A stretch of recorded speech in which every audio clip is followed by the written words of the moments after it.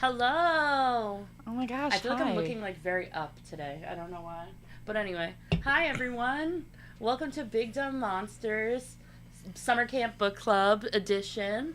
I'm here with a very special guest, local cosplayer, girl boss, my favorite person in the world, local honey, aka Chloe.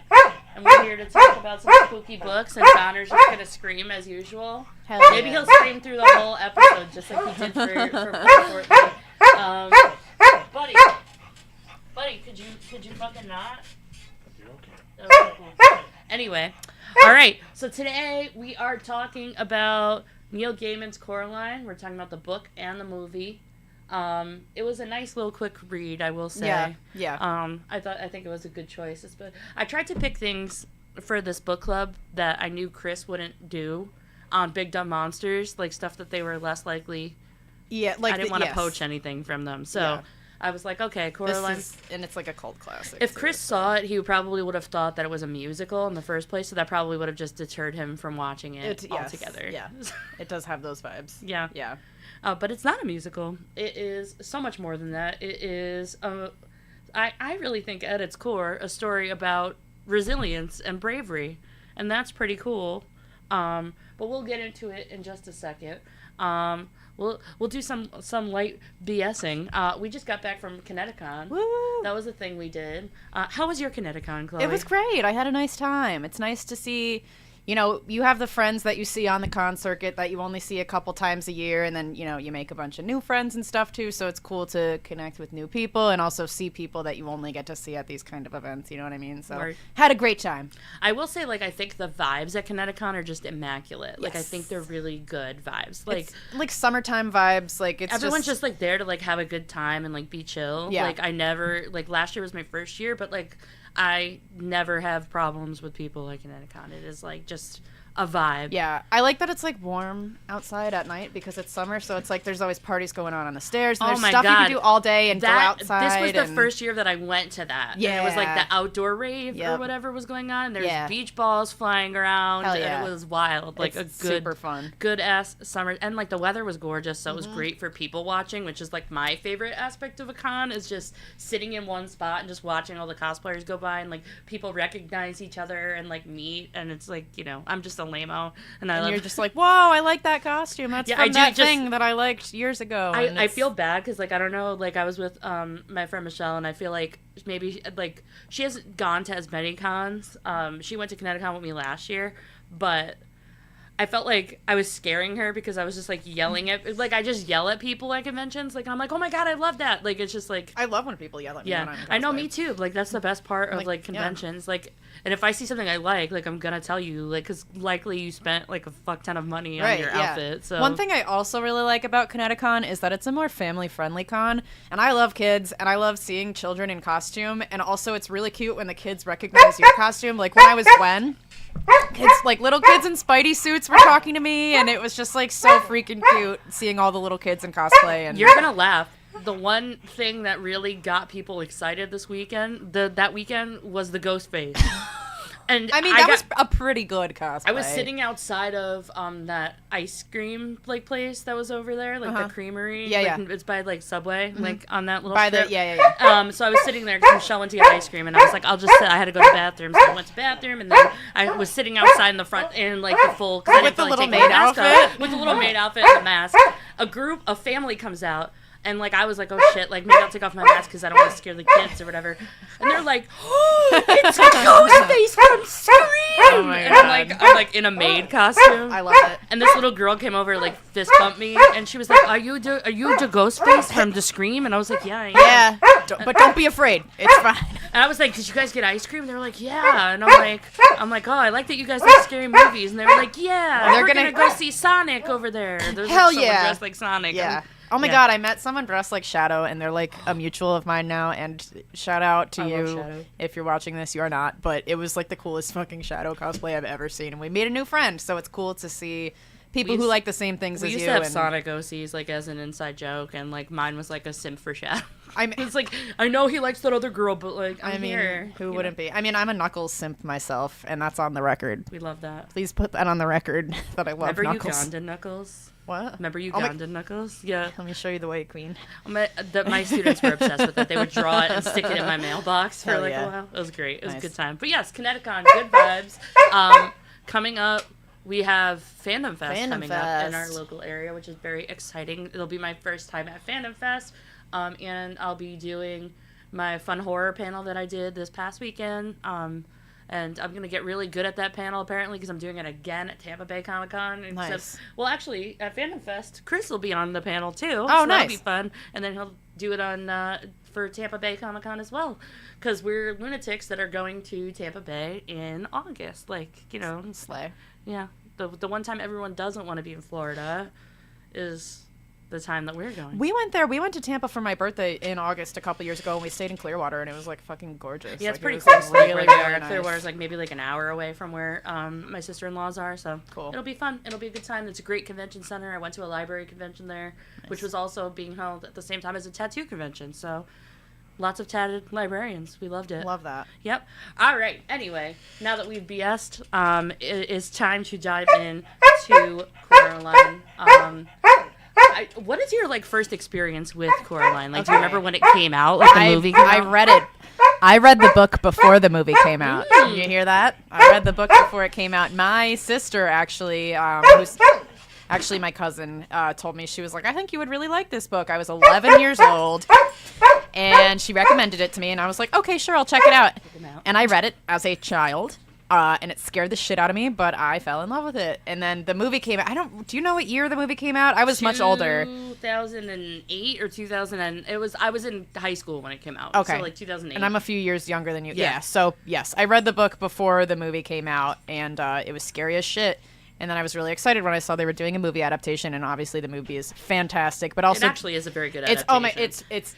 Yes. Yeah. I found out about it. I actually had not read the book. I found out about it because of the movie. Because Henry Selick, who did Nightmare Before Christmas, yes, is the one that directed this. Which is why it has such strong Tim Burton. It does, except for no Tim Burton being involved. Yeah. But I actually like it better that way because you get like a little bit of diversity, which Burton movies notably lack. So you know, but.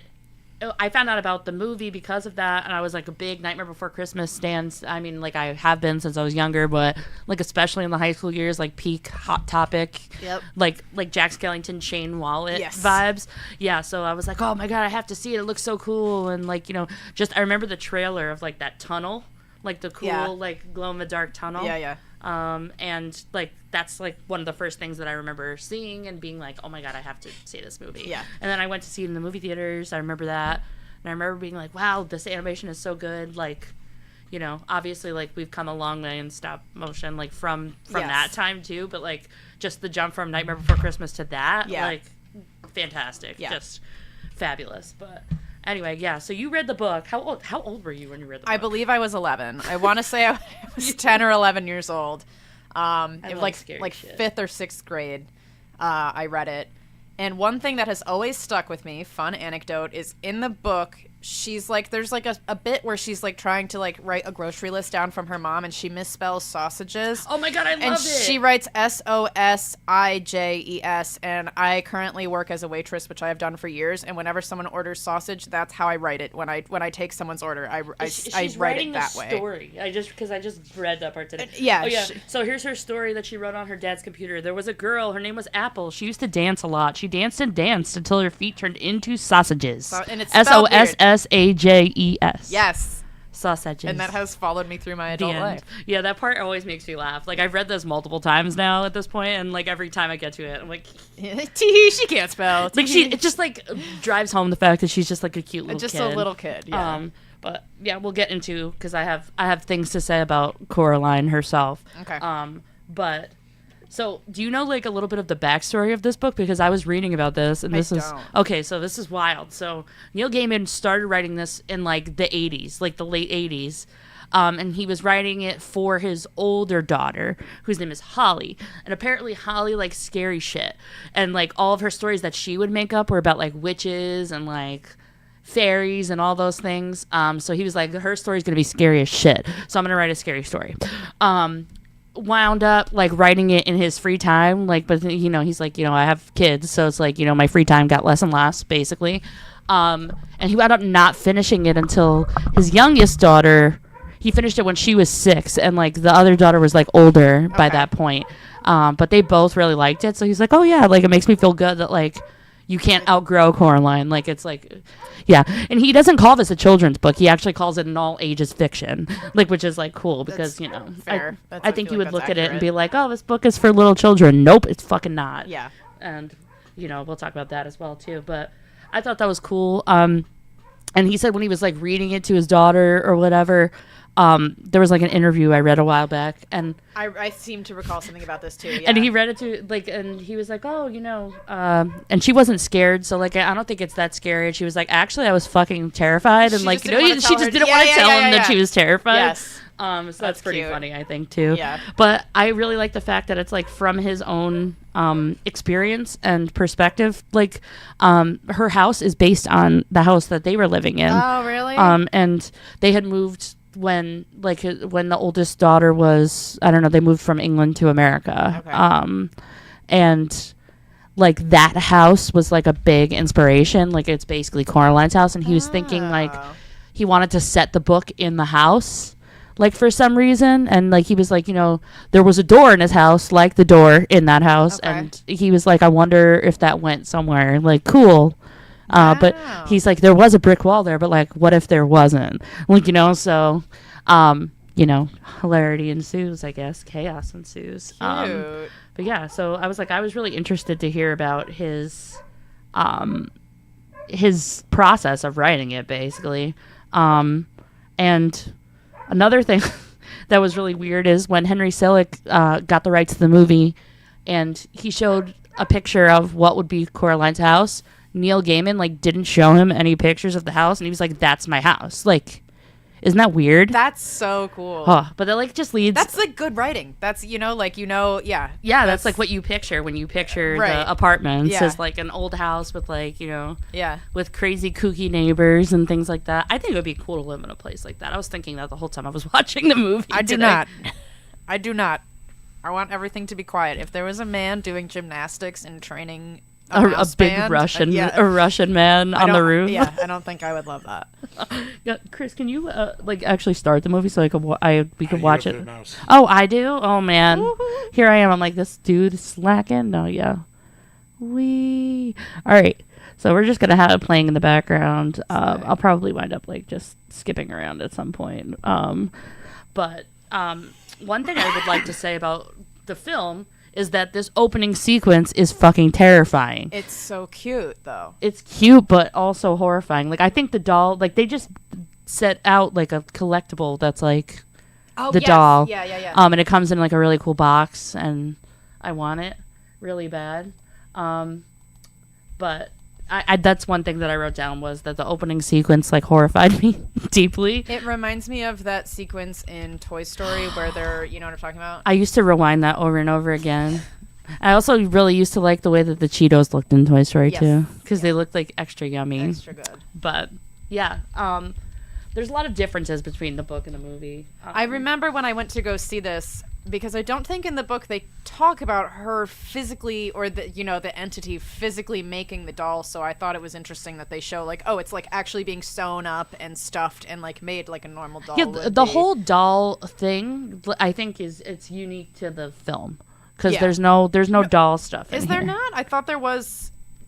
There's like a doll that looks like her, but there's not like other dolls that look like other children. Yeah, there aren't really. No, the ghost children are part of it, but the doll part's not part of it. Okay. It was weird.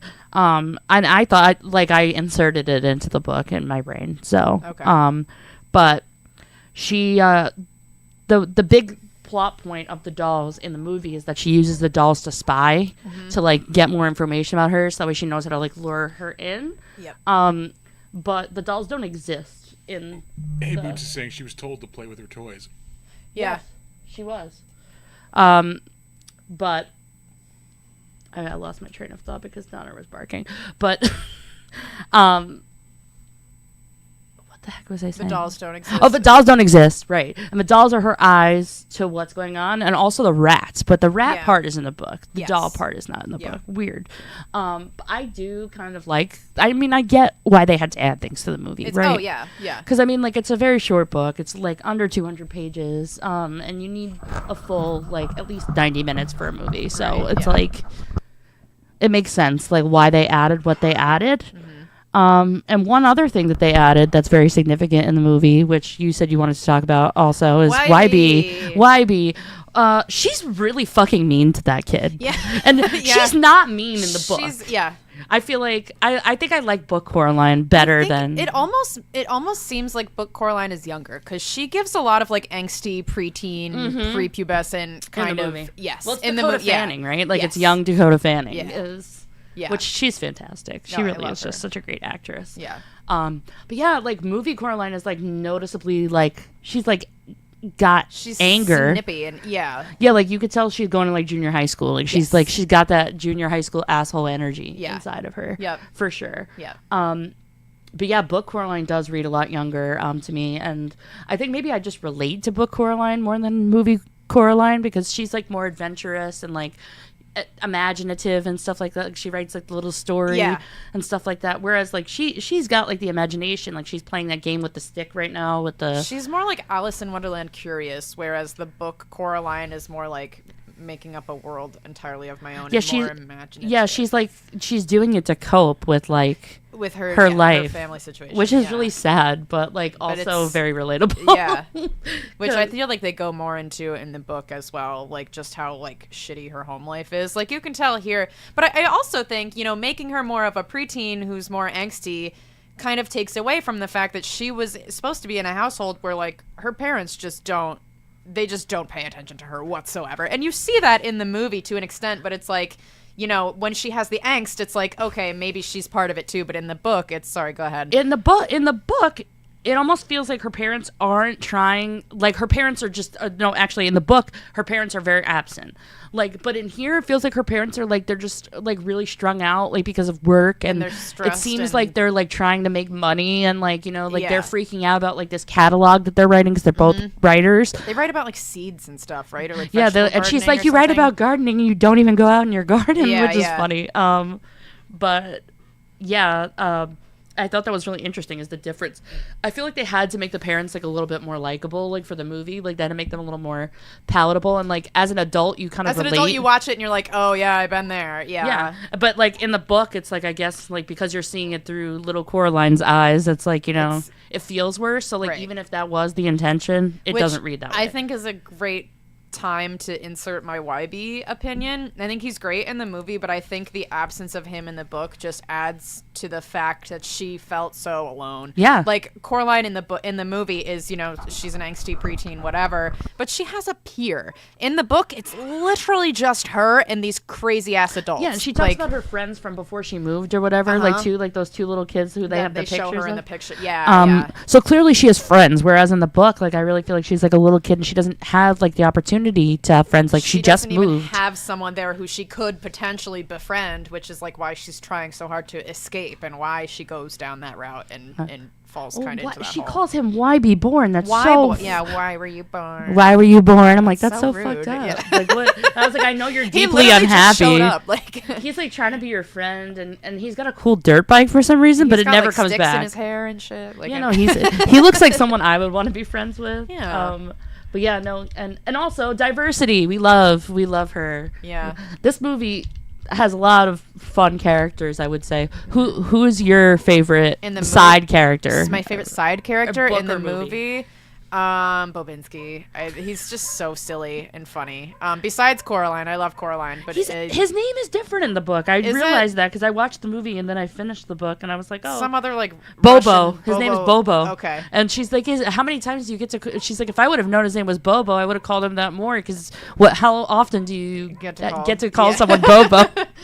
And I'm like, that's such a little kid thing. It's like, that's funny. I want to say it. Who's your favorite side character? Oh, my God. Side characters, I have to say, Spink and Forcible.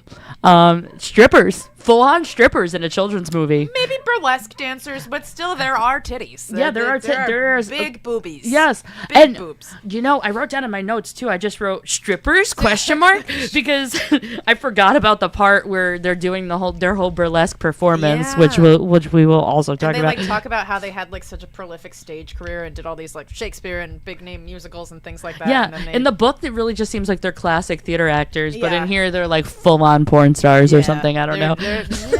It's good for them. There's a poster in the background. I wrote this down because I was like, this is fucking hilarious. It's called Julius Sees Her, and it's got both of them and like the bustiers on it. And I was like, question. That's why I wrote strippers? Question mark.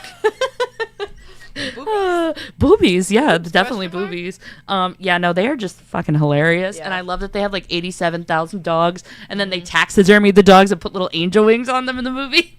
In the book too, they have that. Don't Yeah, they do. I think there's like their little Scotty dogs, and they're like, yeah, we just buy a new one each time one of them dies. And then they name them like very proper shit, like which also dogs with people names are like high key the funniest. It's very funny. Yeah, like the shit. One of them I remember. Like who's been there? I've been there. Yeah, the dad just in typing front of away. the computer. Yeah.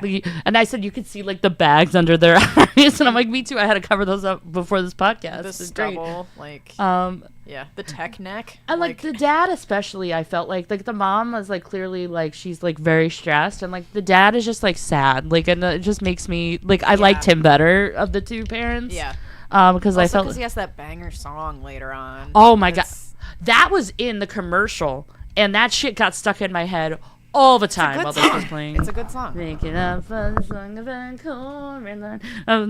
I was like, can I play it, or will we get copyright infringed? I won't do it. We can just sing it like. There's a friend of mine. And we all got our eyes on Coraline. I was singing it to the dogs today, actually, while I was babysitting. I was like, making up a song about Donner. Well, I was singing it to the cats, too, and my cat is Peach, and I was like, she's a peach, she's a doll, she's a pal of mine. Yeah. That's well, cute. Peach is great. Peach is... We should include pictures of Peach when I post this up. Ass Yeah, we fucking love Peach in this house. Peach is the best. Well, yeah, I was gonna say I cannot read. I can't read any of that. I can't read any of this. I'm so blind. I'm like. Oh, we're mostly. I was just saying the crucial crossroad point of any crazy night out. Strippers? Question mark. Old people strippers. This part made me sad too because it's like the dad's like really genuinely trying to like be a present parent, but like is trying to work so hard. I'm pretty sure she does this in the book too. He sends her out to count shit, and she's like, "This house is boring. Everything is boring." Yeah. And then she writes on her paper. This part made me laugh too. Is like she tried to draw the mist outside, so she just wrote mist. Like, and I used to do weird shit like that too when I was little. Like, That's just cute. write things like spread out on my paper, like to be like. You see what you're looking at. That's it's great imagery. She's so funny. Oh my god. Yeah, I do think book Coraline to movie Coraline. That was one of my questions. Yeah, she's really having a hard time, and I think that the house definitely seems more like fun and whimsical in the book, and in the movie, like they just bring home the fact that it's like a piece of shit house. Yeah, and it's in complete disrepair and. Yeah. Yeah, clearly they moved in. They're not even unpacked. Like, there's nothing anywhere. Like, her room's barely... work. Yeah. Yeah, like, clearly something's going on in their dynamic. This, and I thought the snow globe thing was just a movie thing, but it actually does come into the book. Yeah. Because the parents go into the snow globe at one point, right? They get trapped in there. They do get trapped in a snow globe. That is part of this. Yeah, Chris, who hasn't seen this movie, is probably like, "What the fuck are these girls talking about?" Well, now you have to watch it. Like, I am gonna go home and watch this, even though we're watching it right now. Like, I have to. Yeah, that was my afternoon. Is I finished the last like 50 pages of the book, and then I watched the movie. So it was fun. So why do you think that they added? Why do you think they chose to add more characters like YB? I mean, it's like any book going into like a film adaptation, things need to be changed, and I feel like because Coraline is so solitary and the book is all about her feeling so goddamn lonely, just adding some other dynamic to spice that up, because it's literally like just her, and maybe even to make it more palatable to children because she's the only child in the book. And then he does something does he help her at all? I mean, I know she like saves herself, but he does something to help her. And I think, you know what? Also, because his grandma's grandmother, the landlady. so he has history, and he knows from what happened to his grandmother and stuff. So one thing he says when she's like, I'm new here or whatever, he's like, my grandma doesn't usually rent to people with children. Yeah. And then you find out that there's this whole fucked up kidnapping scenario. Like, where I also thought that was just in the movie, but it is in the book. The ghost children are. It's slightly different. And she locks her in the room with the mirrors and stuff too in the book where she sees the ghost children. I remember that as well. That gave me big Alice Madness Returns with the mirrors and stuff. I was like, oh damn, I forgot about that. Yep. All right, we talked about the bad parents thing. They're just kind of like they're caught up. They're not like, okay, like Rugrats. Those are bad fucking parents. Because they just let their kids go off on, like, they go to, like, fucking Paris, and they go on a box and ship themselves across the country, and they lost a fucking newborn. Remember that? Yes. Baby Dill, remember that? Dill, yes. And then the monkeys had to raise them. How? Rugrats. How does that happen? Grandpa Lou had narcolepsy and no one fixed him. What's the meme about Stu being up at 3 a.m. making? I've lost all control of my life. Yeah, those are bad parents. Period. Yeah. I think as I get older, though, I do appreciate the parents in things. Better. Oh, actually, okay. Oh, it's Alexander. Hello, Alexander. Hi. Another thing that I wanted to bring up that is also inspired by Neil Gaiman's real life is the recipes thing versus she's like, why do we always have to eat recipes and not regular food? Yeah. The dad's always like trying to do experimental shit with his cooking. Yeah, that's her friends. And Neil Gaiman like apparently like was that person, and his son was like, can't you just make regular food? Like why do you have to make a recipe? Why are like you doing this? Yeah. Don't experiment with my food. Just So I thought that was funny because it's like, this is so like rooted in his family like dynamic, and it makes me happy. That's I feel cute. like I know him just a little bit better, like for having read and watched this now. That's cute. What do you think about Coraline? Do you think it is a fairy tale? Do you consider it a fairy tale? What genre is this? It's like so many genres. I would just say horror. I think it's horror. If I had to compartmentalize it into one genre, it's horror. It's about an eldritch being who tries to kidnap and chill and enslave children. Okay, so I wanted to bring something up with that too. Okay. Technically, it's a folk horror which is crazy because I didn't realize this. So in this book, the 10th anniversary version of the book that I checked out from the library, support your local libraries, guys. Coraline's called a fairy tale. Do you really believe in fairies is the question they asked Neil Gaiman. And he says, the only fairy in Coraline has been dead for hundreds of years, and some people read the book and never notice her at all. This was the first time that I read and watched the book that I realized that the other mother is fucking fae. Yeah.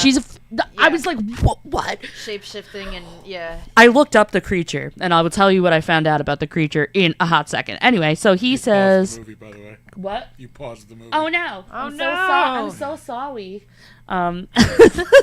So Coraline's a fairy tale in the same way that Hansel and Gretel is a fairy tale. And as for believing in fairies, many years ago I wrote the copyright notice for a comic called The Books of Magic, in which I said words to the effect of all the characters, human or otherwise, are imaginary, excepting only certain of the fairy folk, whom it might be unwise to offend by casting doubts on their existence or lack thereof, a position I still wholeheartedly support and defend. So Neil Gaiman clearly has done his homework. This is very rooted in folklore, and I will tell you what I learned about her. They call her the Beldame? The Beldame. And that is basically from folklore. It is a fae, like eldritch creature. It's deeply rooted in Eastern European folklore. Beldame, synonymous with witch, is most often portrayed as a woman who lures children into her lair to feast upon their flesh and souls, which the other mother, clearly, that's her M.O.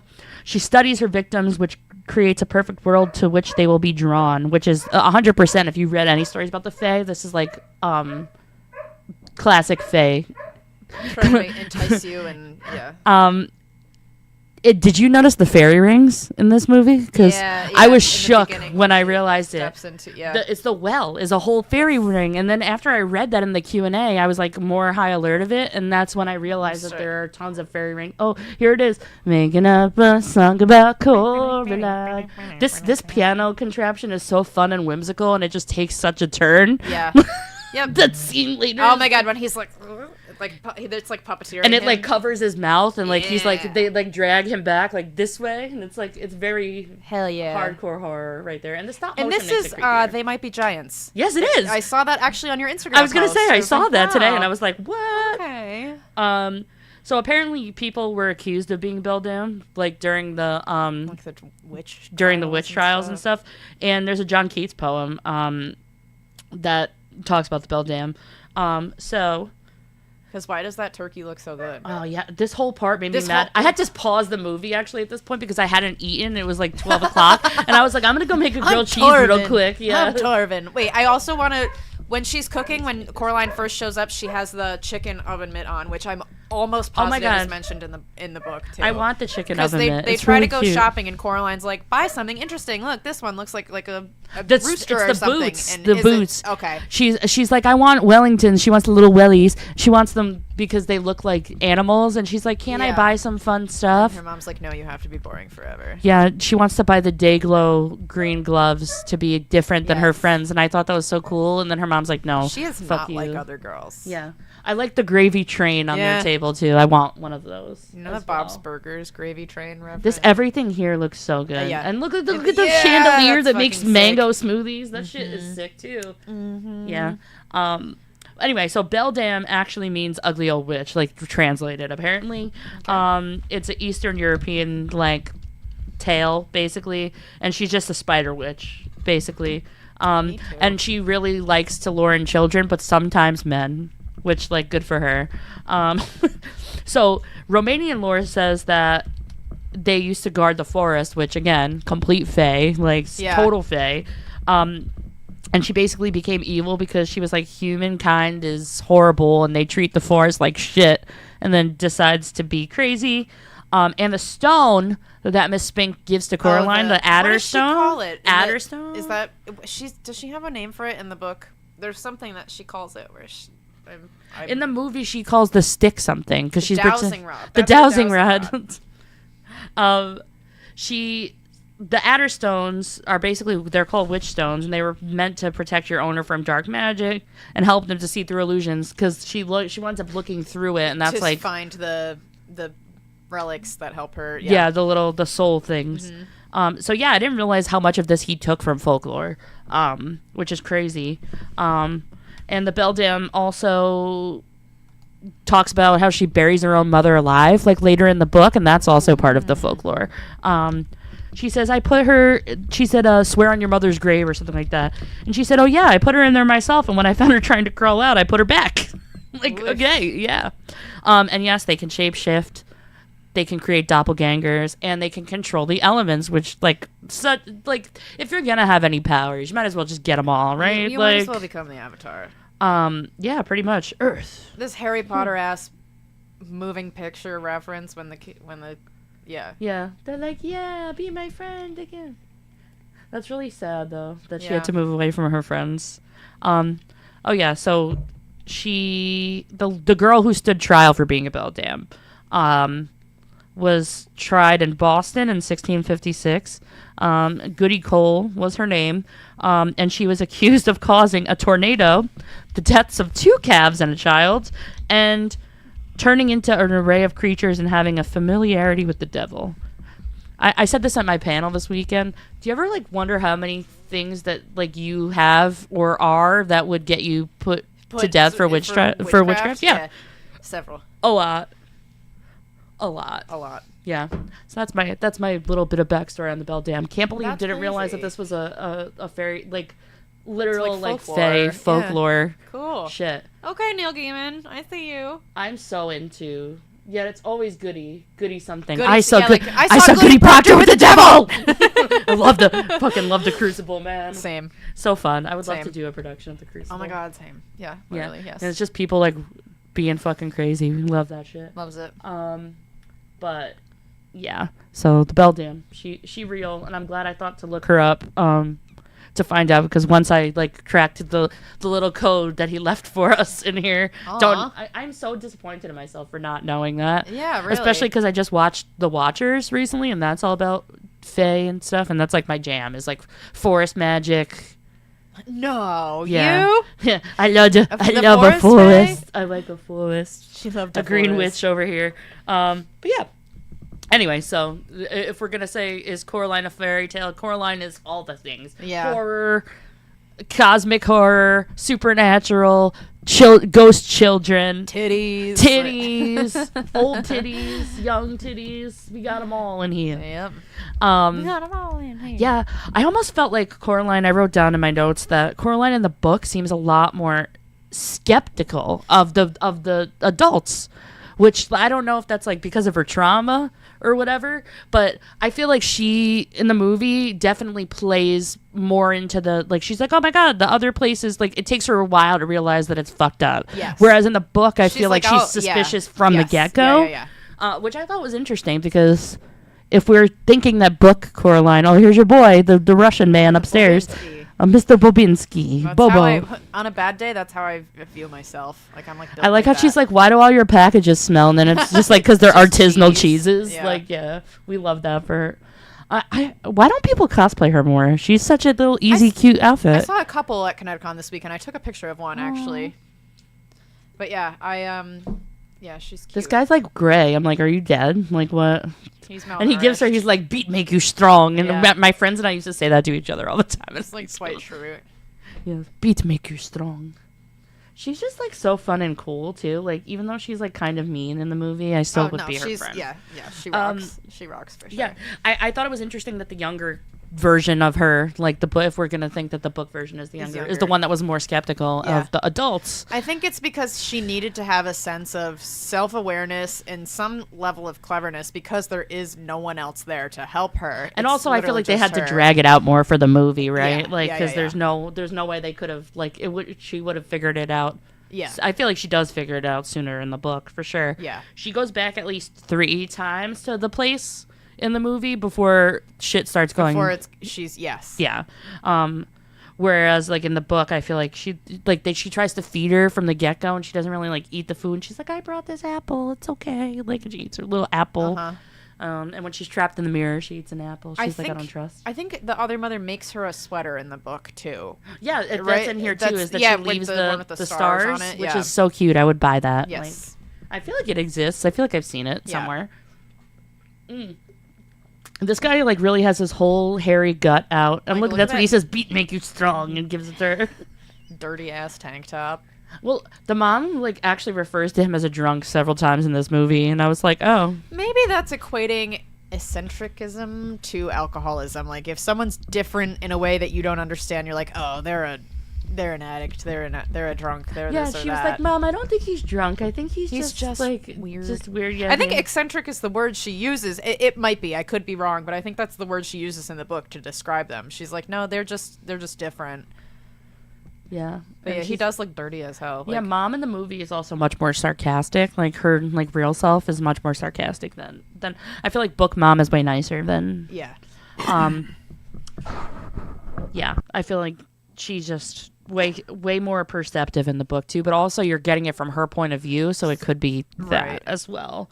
You know what? One thing I really love in this, and it's in the book and the movie, is when she goes to the other place, the toys in the toy box.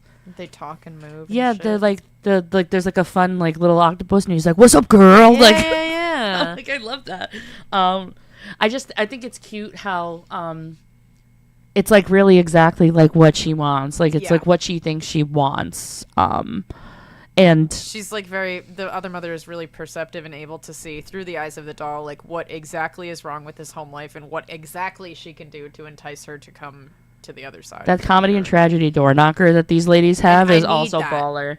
No whistling in the house. It must be like they were like saying all these theater things, like too, like don't wear green in your dressing room. And I was like, I've never heard that one before. That either. And I'm a theater kid. Because they're look at all the papas, all the like papas. Old, I love outdated. these. I love these bitches. I really do. Look, her nips are out.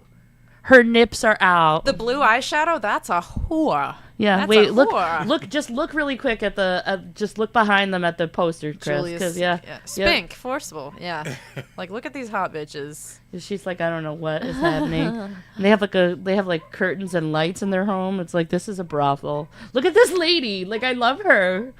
I would cosplay her if like I thought people would know who I was. I feel like they would. If you had Look, Julius Caesar, King Lear, he's looking at leering her. them. Oh my god! If you had both of them and you had a Coraline, I feel like people would know. I would want to be the mermaid version where it's just her boobs are just out. It's so funny.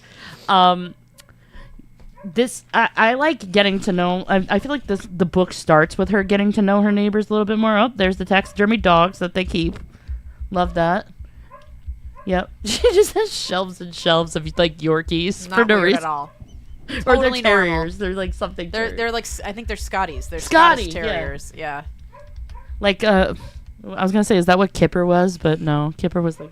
Not $9.99 a month on OnlyFans for Spink and forcible nipples. Yeah. Oh my god. I'd pay for it. Oh my god. They're nasty taffy. I love that this comes back in the movie. This Yeah. is not what they do in the book, but For that they the- become a taffy monster. Like it Oh. manifests like And yes. in the book they just become like a weird like worm with two heads. That's the thing. On There's the a lot wall. of weird I think the body book- transformation stuff in the Yeah, book there's a that's lot of body scary. horror for a kid's book. Yeah. I mean, again, not really a kid's book. It's all ages book. Right. But yeah, I gotta move this mouse because I keep like You whacking keep, it. You keep Yeah. moving it. I do. My boob keeps hitting it. Yeah, there's a lot of body horror in this, and Yes. I definitely think that the reason that a lot of those things got changed in the movie is they made them like they're still scary, but they're like more whimsical scary.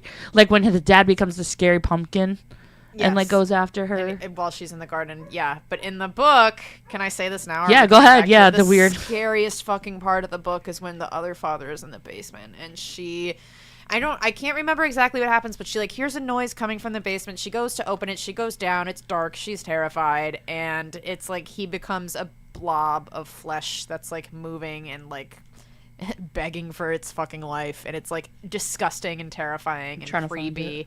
And that doesn't exactly happen in the movie because it's like literally like that was the scariest part of the whole book. Yeah, it He is becomes very weird. He's like just a like a weird blob. husk blob thing. Yeah. Trying to find it. It's like towards the end, I think.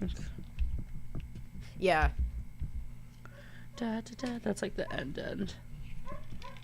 Yeah, and every time he tries to talk without the mother there, it's like bad. Yeah. Yeah, the forcible and Spink like monster thing where it's like whispering. The ghost children is horrifying, but I'll get to the ghost children. I have like lots of things in my notes about the ghost children. Cool. Yeah, she traps things behind the mirror, which actually is in a Rugrats episode also. Remember when they thought they went to a mirror place? No, I don't, but I believe you. It's a mirror episode of Rugrats. Let's see.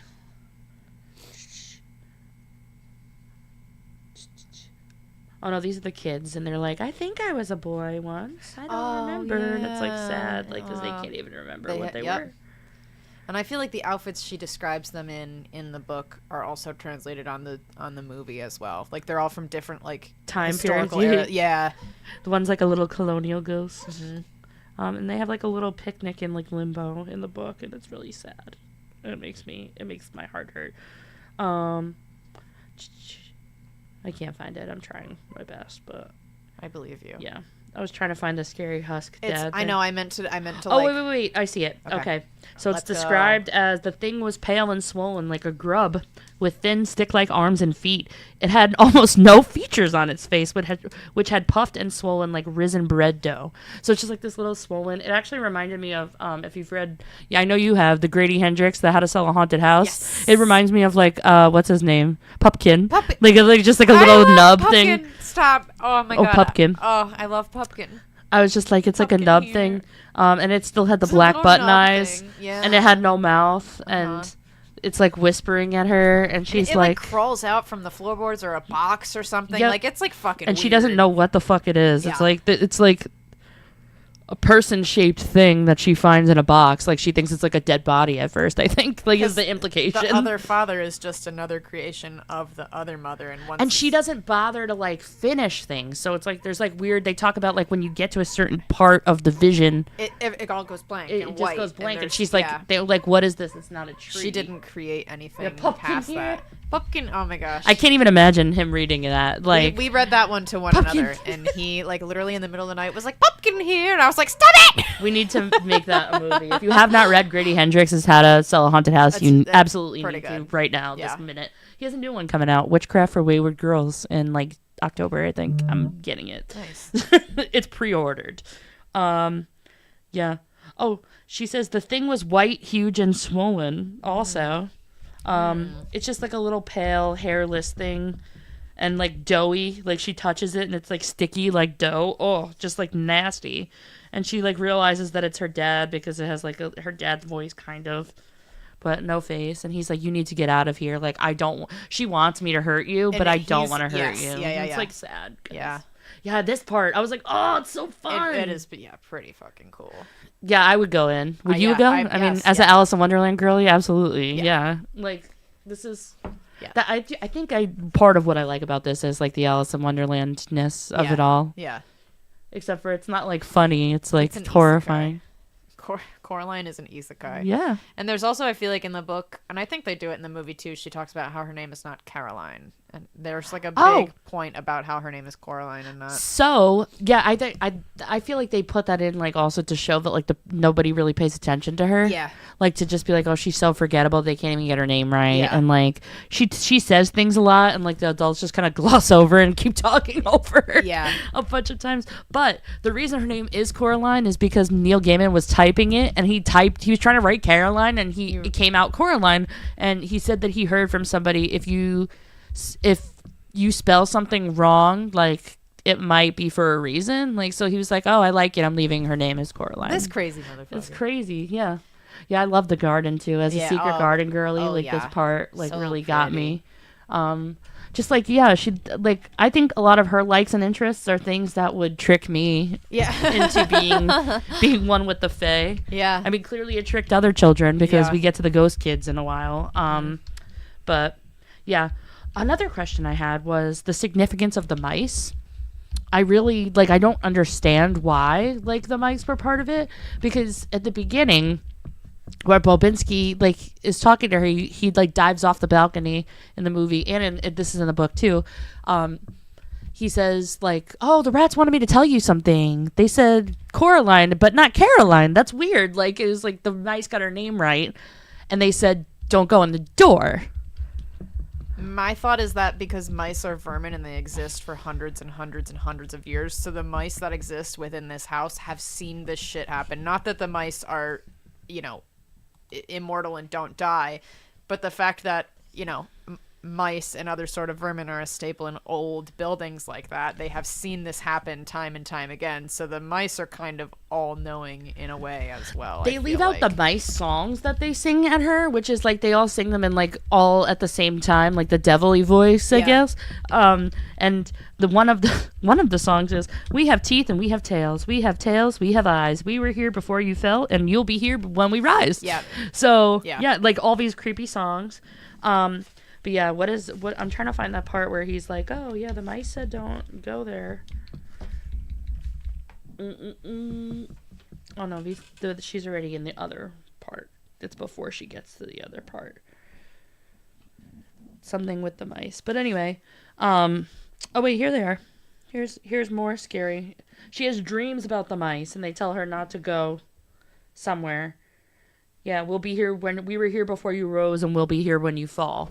So I'm like, are the mice on her side? This was my question. Is like, were the mice were they really telling her not to go, or were they like using some fucked up reverse psychology on her? Like, are the mice in on it? Because in the movie, the mice are the spies, but like also, I don't think they're in on it. I think they just have all this knowledge that they have no other way to help or to stop anything except to communicate the information that they have. Alex's quote is, the mice said it's my turn to use the Xbox.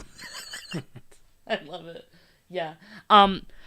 the second time when she goes into the tunnel thing in the movie, it seems like the mice led her there, was my like gripe with it. So that's why I was just like, what the fuck? So it's like maybe they just don't have agency like the dad too. Or maybe just to devil's advocate, that maybe they knew that she had to go back there in order to learn, or it was going to happen eventually. I'm not sure. I really don't know, but I do think that they obviously don't really have. It's like a Shakespearean chorus, right? Like not me Shakespeare nerding out, but they kind of exist to add context and to just kind of share information while they're not really objects that move the plot in any significant way. They just kind of move information. The mouse part is right before the mist part. Thank you in the chat over there. The message is this: don't go through the door. He paused. Does that mean anything to you? No, said Coraline. The old man shrugged. They're funny, the mice. They get things wrong. They got your name wrong, you know. They kept saying Coraline, not Caroline. Not Caroline at all. Mm-hmm. This rocks, by the way. This this whole like mouse show. Yeah. So how creepy is it that YB doesn't talk in the other? Like, she's like, we thought you would like it better if he didn't talk. It's so fucked up. Maybe she wasn't being such a little bitch. Yeah, right. Fucking Coraline. She probably just doesn't know how to make friends too. Like, she's also men are better if they don't talk. I mean, yeah, that's true. Sorry, Chris, but sometimes we just know talky. Yeah. He's just got like fucking cotton candy on his head. In his hair. Oh my god! Did they just make the hate symbol? What? That's wild. Mouse conspiracy. All right, maybe. Okay. Mouse conspiracy. Yeah, the magical garden. I wrote down in my notes. Silent YB creeps me out. Was also a note. It is creepy. Yeah. And then like he does something that like the other mother doesn't like later. I don't know if he like just didn't smile enough, and then she like kills him. Oh, I thought she like sewed his mouth shut or something. Something like that. Yeah. This mouse circus scene I wrote down in my notes is that this reminds me of like a classic Disney cartoon with like all the different like formations. It was very Pink Elephants on Parade to me. Very Be Our Guest too. Oh yeah, Be Our Guest with the tiered thing that they come to. Yeah. Yeah, when those champagne glasses don't have faces and it creeps me out. I'm like, well, why do some people get faces? And also, like, what about the Beast's toilet? He had a shit in someone's mouth. They definitely lost their job after that one. Or he was just like, this is just not going to work out. Like, sorry, but here, just take this money, take the severance pay. Yeah. It does give classic Disney to me, which is like weird because it's something that's like so like something's not right. Like you can tell like at this point, it's like even though she's having a great time right now, like just fucking YB just standing there is just so weird. So weird, yeah. Yeah, and like why like she's just like, I have everything that I like. Everything's so great. And you know, it feels like almost one thing I think in the movie that draws her to that other plane of existence is that like in this land she's not allowed to be a kid, whereas like look, everything is like colorful and whimsical and fun, and like she's just not allowed to look. She's like everything that she does that's like kiddish even annoys like running through the house, and the parents are like Coraline blah, wanting blah. to play, and yeah. Oh, look, the Shakespeare Festival. Oh my God. See, this is the part in the Volkswagen Bug. Wow, I didn't even notice that before. Wow. This is the part where she goes to the store. Yeah, and that's when I really noticed it. Is like she's not allowed to be a kid. Like her mom is like so blah. Like, but I really think that it's just like she's like, oh, this is more practical. Like you know, you could use it more than like fun stripy gloves. Yeah, I love her like style. Like she's just got like this little like Russian hat on. Yeah. It's like so cute. I heart mulch. Me too.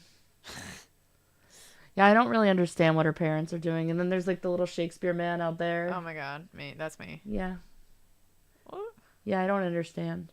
President's Day blow. So she's starting school in the middle of the year here too? I guess, yeah. It's like February break. February, yeah. Where it's summer. It's like a cold summer in the book. Okay.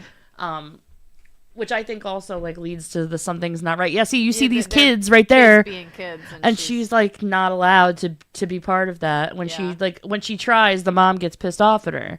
So I thought that was like a cool contrast. That is like mad dangerous. Yeah, and she found these cute little glovies. Yeah.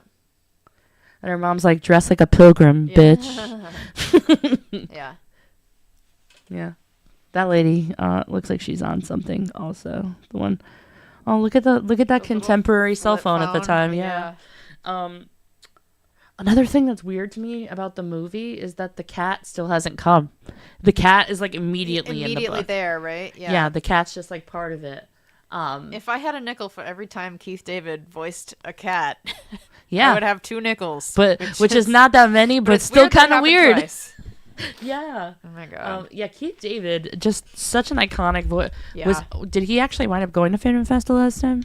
I know they had him as a guest. I think he had to cancel. I don't know. I didn't go last year. Yeah, I didn't either. But like, he's someone who I would like to meet at a con because he's been in so many things. He rocks. Yeah. He should voice way more things. I love him as Dr. Facilier. Yeah. I think that's like an iconic look. Like you could just tell. This is when you could tell that the mom doesn't have any of her shit together. She's like, "You want a ketchup and salsa and mustard sandwich?" And I'm like, and also that they just moved in and haven't bothered to go grocery shopping because they've been so preoccupied with work. Like that's their thing. and like she just feels work, bad work, that work. like when Coraline like snaps at her here, like the mom's face, like you just watch her face. Wait, like now she's annoyed, but like she says something and the mom is just kind of like, like man, like I fucking suck, like right there, look, and it's like oh. Like that's so real. It's like you try and like do the best for your kids and like for your family, and like sometimes it's just like oh fuck, like you have to prioritize yourself sometimes, and it's like sucks when especially when there's a teenager, when there's a kid, This part I was like oh my god, like what how did the mom even do that? Very dangerous. Yeah, she's just climbing on shit. I think that. What's your favorite scene in the movie, actually, Chloe? I would like to know. At the end when it gets scary. When like she, when turns shit into, really the bug furniture and shit, and then it like drops down, and she's like the other mother's like actually a spider, and she's trying to. Yeah. So like when shit really hits the fan at the end, you like that really part? Really cool visually, yeah. I think my favorite scene is probably I think it's coming up actually the dog theater when they see the Forcible and Spink perform. It's just like chef's kiss. That's so beautiful. Oh, here's the cat. See, look, finally showed up. The dog theater is very you. I don't understand like why dogs and they're allowed to eat chocolate in the other place in the book, which like I was like oh like they're doing something that's not good for them. Here, but like you're allowed to do things. Dogs always want chocolate, but they can't have chocolate because they'll die. Yeah. But in the other place, they can eat chocolate, and like they eat exclusively chocolate. Yeah. So it's like, I don't know, like you want to do things that are bad for you. I guess like was like I wasn't really sure the message there, but I was like trying to find like a deeper meaning in that because I was like, oh, he had to put it in. Chocolate's good, and dogs always want it, but they can't have it. So it's just like having that unattainable thing that is so different from real life. That's so real. Like having fun with her parents, which is so different from real life, but it's what she wants. Like the dogs always want chocolate, but they can't have it. Later on too, like I think there is like a really big like kind of allegory to like abusive relationships in this. Like I was thinking about it and I was like, like how many times have you like stuck around something because you thought it was good and fun? Like you were like, oh, like, sometimes I feel like shit about this thing, but like for the most sometimes part, it's fun and like, haha, so funny. The one thing that I wrote down that I was like, that kind of like made me think of that was when the cat's talking to her, he says she only made what she knew would impress you. Yeah. And like I do think that like there are like insidious people in life like that will be what you want them to be at whatever specific time or need them to be at a specific time, and that's what she needed her to be at that point because she felt so alone and she was struggling so much. And same thing also that like reminded me of that bit was when she keeps walking away and then ending up at the house, like because the house is really all that's there. Thing that's there. She says, how can you walk away from something and then still wind up back at the same place? And I'm like, oh, that's abusive relationship 101 right there. Like Taylor Swift. What are you talking about? Get out of the chat. Admin. Boo this man. Yeah, and like even like the other mother is like love bombing her. Basically, that's what's going on there. Is like she's an abuser. That's what she is. She's a fake. Oh, here we go. The dog scene. All right, Chris, you ready for some titties? And all the dogs are in the audience wagging their little tails. Yeah, he says Small World is the thing with the when you walk somewhere and then you Donner chimes in now with the dog theater. He would love this part. R.I.P. Donner. You would have loved. Oh my! You would have loved. Oh yeah, look, and there's Wybie, and she's like, "Hey, Wybie," and the dog's on the hamster wheels. Cute. Yeah, this is the only musical part, and it's got titties. So we have that going for it, and there's like hot men on ships, and she's like, "Oh my God, she's practically naked up there." And then she's gonna like, get more naked. I love it that they like become young and skinny again, like with the. Oh my God. Titties. Yeah. Titties. This wait, no, this is the other lady. Ready, Chris? You not ready? Yeah. She literally just has pasties on too. Like, and they're like sparkly. Yep. Ready? Woo! Look, Her her whole ass ass is out too. Woo! She's like, oh my God, the boob jiggle too. Oh my God. In the theater, I remember seeing this, God. and everyone was dying in the theater at this because it was all like 10, like kids. Yeah. She's like grabbing her titties. Oh my God, I can't look at that. I can't even. Look at this. Look, she got all the roles. Like she literally got Oh Opie Queen, forcible, and Spinks OnlyFans. Oh my.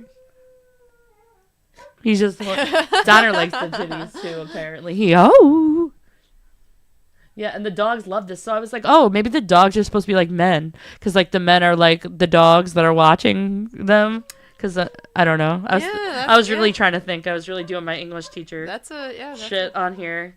Yeah. The other mother also says, but I got distracted by the titty. Oh, yep, yeah, here's the full titties, and her wig got snatched. Oh my God. I love just the fish head and the vagina just there. Good job. Look, she's like, that was like, hard to watch. Fuck? And the dogs love it. Their tails like, are going. yes. When she walks into the theater and you see all the dogs' tails through the back of the chair, so freaking cute. Oh, are they going to jump into? Yeah. She's like, oh yeah, this is a terrible idea. Like, this is not going to go well. All the way up the walker. With the nose. Is this like Avatar: The Last Airbender titties? Oh Yeah. my God. Earth. Oh my God. Wind. Fire. That's crazy. That is so obscene. I can't believe that they were able to do this. I feel like now, look, and then they just unzip themselves and they're hot. Yeah. Me too, buddy. Oh my God. He's just a walker. That's crazy. That's so cool. That would be such a fun cosplay. Is like if you like unzipped yourself and then underneath it you were like snatched as fuck. I love it. I love a good trapeze show. Anyway, the mother says even the proudest spirits can be broken with love, which also I was like, wow, damn, if that ain't shouldn't break. So yeah, that's a yeah. She's like, oh yeah, I'm gonna break you with my love, which is Yeah. like classic abuser time right there. I had questions in here for you also. Let's see. Okay. So I have a reading guide in the back of my book because I'm so cool apparently. So That's pretty cool. with my 10th anniversary copy. Oh my God. Let's see.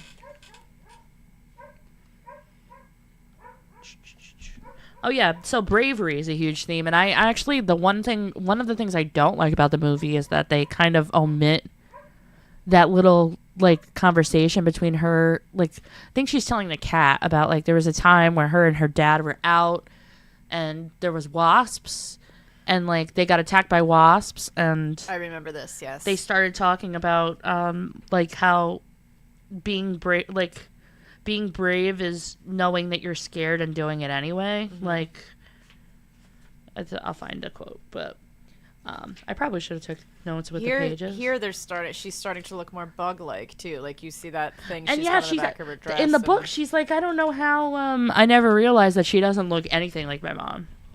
Like she looks less and less familiar to her as time goes on.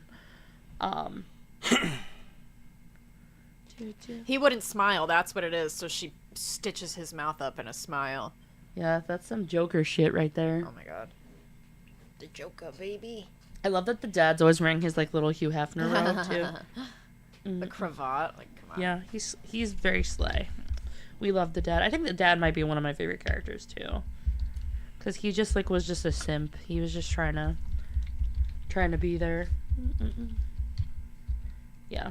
Neil Gaiman says in like the afterword and the forward that like wanting to like make a character that was like she had no choice but to be brave, but like she like knew that she had to do the right thing. Like, she knew she had to rescue her parents. Like, so that's really what made her brave. No, there's the chocolate part. So, do. Maybe he has moved forward too. Chapter 5. You're so good. I love our viewers. Bless up.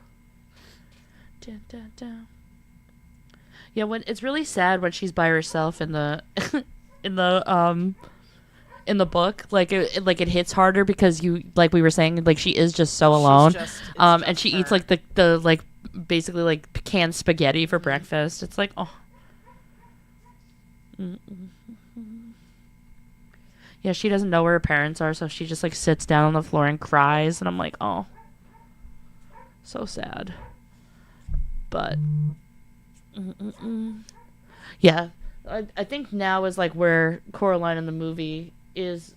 You can tell she's starting to get creeped out and annoyed by the other. Yeah, he's like, what the heck, girl? I love the octopus. Yeah, they're like, get some buttons. They're so fun. You're gonna love it. Yeah. This was smart of her, too. I do love her bedroom, though, with the glitter paint on the walls. And she tries to go to sleep because each time before she's gone to sleep and woken up in the real world, and this time she doesn't. Yeah, I know. Literally, when she would. Did you ever have those dreams as a kid where, like, you were dreaming and then you thought you woke up, and then you were still dreaming and you were like, fuck, that shit was, like, always hit, like, the worst. It was, like, the worst kind of nightmare.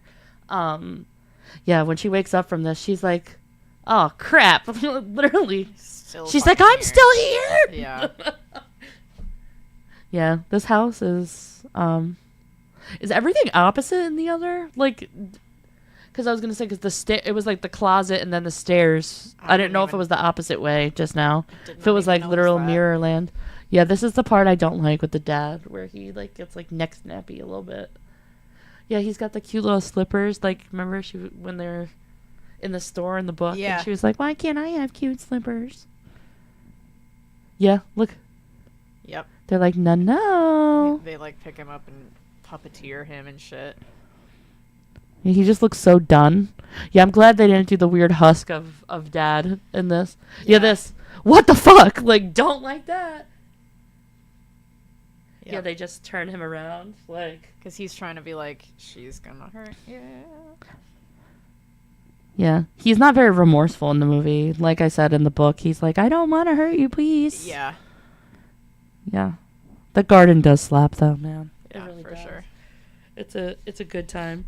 But, where's the guy?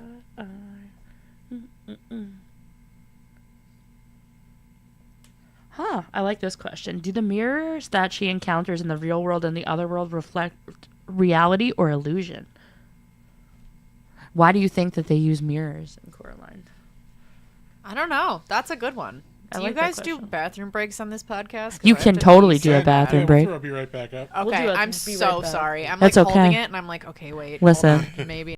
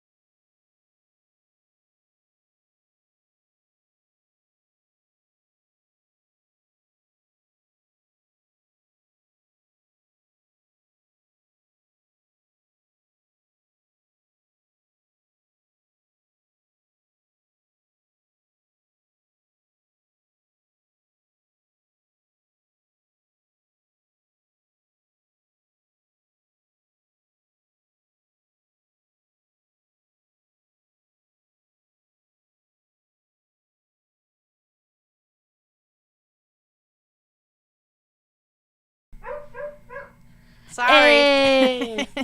We had to pee and get more beer. Yeah. Woo! Hell yeah. And Donner's screaming again. I tried to tuck him in, guys. He was like, oh my god, that bitch is still here. Yeah, he like forgets, and then he's like, oh yeah. Does anyone have a chat of any thoughts about the mirror stuff? I was thinking about that while I was using your restroom. Yeah. I'm like, is it like supposed to be like duality, like of like nature, like, you know, like the mom is like, she can be nice, but she could also be mean, and like people are like that, and it's like, you know, you might think someone's great for you, and then they're an asshole. So I think that's fair. I'm like thinking, I hate this part with the ghost kids. What do so mirrors weird typically represent in literature? I'm thinking, like, is it like self-reflection? Is it to be like, take a good hard look at yourself and what's happening around you? Yeah. I don't know. I also think about the other thought that I had was, you've seen American Horror Story, right? Yeah. And you know how in the first season, Jessica Lange's character has the daughter with special needs, and she like makes her like locks her in a closet with mirrors to make her look at herself and see how ugly she is. I don't know. I'm like, is there something about self-reflection, being forced to look at yourself? That's like the only connection that I can make. I wonder if it has something to do with the folklore aspect of it. That maybe it's like it has something to do with the beldame or something. What's real, what's fake? Look like these dead children are horrifying to me. So like these are souls of kids that the beldame has gotten to before Coraline, and it's very clear that they're all from like different times. I remember being scared as shit at that scene in the book too. The book does make that really scary. And I was like, oh, I thought that this was like something that they added for the movie, but no, it is actually in both. Yeah. So basically, like from here, like the movie becomes kind of a quest for Coraline to find. In the movie, it's like they have to find the eyes, right? Yeah, and it's like a different object for each child. Yeah, in the book. Oh, look, the chicken. The chicken, yeah. Oh yeah, yeah, she stitches his mouth up. That's so sad. Maybe Wybie's also to make her like a little bit like more likable too, because like now she's becoming more sympathetic, and like so. Yeah, because she wants to help him, and he's helping her, and they're becoming friends, and he does help her in real life too. Where like he told her about like his aunt went missing or something like that. It was like the grandmother's. Yeah, it was a great aunt. So the grandmother's sister was one of the kids taken by her at some point. Yeah.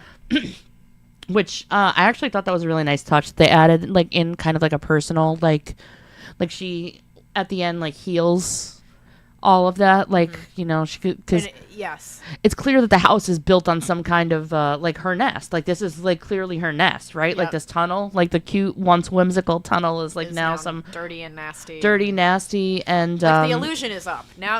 Coraline knows what's happening, so the other mother doesn't have to work so hard to create that illusion of. And she's not going to either. The picture of the boy above the fireplace is in the book too, where it shows he has an ice cream cone and he's all happy in the other world, but in the regular world he has dropped his ice cream cone. Also, like, what kind of fucked up art is that? Right? Like, why do you have put it that right above the fireplace? Oh, they don't even have real chairs in their house, dude. They have fucking like folding chairs, and like her lunch is moldy. And they're still in boxes and shit because they move in and they immediately get right back to work, and they haven't put in the effort to create a sense of home for her. I like that he wears the skeleton gloves like every kid from Hot Topic. I was gonna say what a goth kid. Yeah, he was with his little like skeleton mask and his dirt bike. Yeah.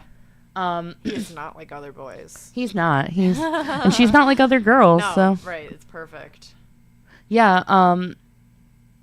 I also like think that it's everything is automatically creepier. Like this was like a big trope in Goosebumps when I was younger too.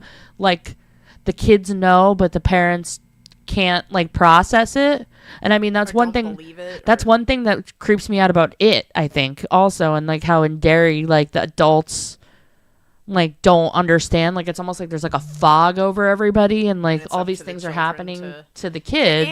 And in series of unfortunate events, which I stand so hard when I was a kid, it's that the adults are all completely useless, and it's up to the children to. I'm gonna go on record and say that I really liked the Jim Carrey version of that. I thought he was a great Count Olaf. Me too. Just saying. I liked that one. The show was pretty good with the Neil Patrick Harris. Also. I just love that series so much. I don't think either of them were bad. I think the first one they made the mistake of trying to mash 3 of the books into a movie, but I think it was a great adaptation. I wish there was more of that because I love that series so much. Yeah, us little emo children reading a series of unfortunate events and then graduating to the Ellen Hopkins books that, Yeah. like, I burn myself to feel alive, and it's like, oh no. That's so Oh sad. no. Yeah, those were things I read because I liked fucked up stuff as a child, as evidenced by the fact that I watched this a lot and read it a lot after the fact. I can't even imagine reading this when I was like, what did you say, like 10? I was 11. 10 or 11, that's yeah. crazy. Yeah. Yeah, so like I think it also helps her to have another little friend in on this because the adults just aren't Yeah. like, what are you talking about? That didn't happen. And in the book, it's literally just her and no other, like, echo chamber that could represent her own psyche or her own feelings or anything like that. It's She just literally cries. just her. She yeah. just sits by herself and cries. I'm Yeah. like, oh. Yeah, the ghost children in the book, just like, hang on, can I? Yeah. If I hold her up, can you guys get the ghost children? It's fucking creepy. It's really scary. I forgot there were illustrations. It's too. scary, and the guy that this one actually, like, the fucked up tiny baby one kind of looks like. Do you remember Dear David on Twitter? Yes. Oh yeah, it reminds me of Dear David. Yeah. I really wish they would make that's that. a fucking scary drawing. Yeah, it's a friend of Neil Gaiman's actually that is the illustrator apparently. It's a good friend to have if you write shit like this. Yeah, it's like, okay, like draw the most fucked up shit imaginable. Got it, boss. Like, yeah, so this came out in 2002, which is crazy. The book did? Yeah, isn't that wild? Yeah. Like, that was so long ago. And you know what? I'm surprised that this book came out post 9/11 because we were talking about this with American Psycho is like I don't think American Psycho would have been made was one of my things because it was made pre 9/11, but like post 9/11 things got like people were trying to be like uplifting and like and not like do things that would traumatize children more. In comes Neil Gaiman. It's because he's British. And he's like, it's He's fine. not an American. That's It's gonna why- be fine, guys. You think 9/11 was hard? Imagine having buttons as eyes. That's fucked up. You Americans don't know anything. You don't know anything. Oh my god. LOL. That's funny. Yeah. I also really like in the book. They do it in the movie too. When she reads the tea leaves and she sees the hand, which is like that's so cyclical because at the end, like all that's just left the is hand, the hand, yeah. and she has to like. She thinks she's done, and she's like, "No, but we were done." And it happens in the book too. And again, that feeling of you woke up from your nightmare and then you're still in the fucking nightmare. Still going. Like yeah. she's like, oh, I went home and my parents were still there. Look, and she made a pillow of her dad. Well, that's kind of reminiscent of the scary husk thing because that has no face. That's true. This Yeah, is look what at I the do death. when Alex is out of town. I prop pillows up and pretend. Oh my God, Chris and I used to do this to Chris like as a joke, like where like I would take there was one time where I think you were going to a bachelor party and I took the Mr. Poopy Butthole towel. Or you did it. It was one of us did it, and it was like that. We have a towel where it's Mr. Poopy Butthole laying down like this. We got it at an Adult Swim event, and he put it over the pillows or something. And I was like, "This is what I come home to, like when I go to visit my parents." Or something. But yeah, we love it. Yeah, the cat. Literally Peach in the morning. No, it's Peaches, Osiris. Peaches, peaches. I wake up, Osiris. Osiris is on my fucking chest like, hey, it's 5:01 a.m. and there is no food in my bowl, Mom. What are you gonna do about My that? favorite is like when I wake up and Donner is like right next to the bed and I'll open my eyes and he's like, "Hey yo, it's me." And his new thing is that he's been sleeping in the closet, which is also horrifying. Look, they're in the snow globe. That is weird though. Like what? Yeah, I don't know why. And I like looked it up and it's like sick animals like to hide, and I was like, no, he's definitely not sick. Like he's been doing this like consistently for like a year now. Like so it's like he's just trying to catch a vibe. Yeah, he's like, this is my cozy closet space. She almost like literally died. That mirror just shattered at her. And that really does happen because she's bleeding. Like when her Yeah. parents come back, they're like, why are you bleeding?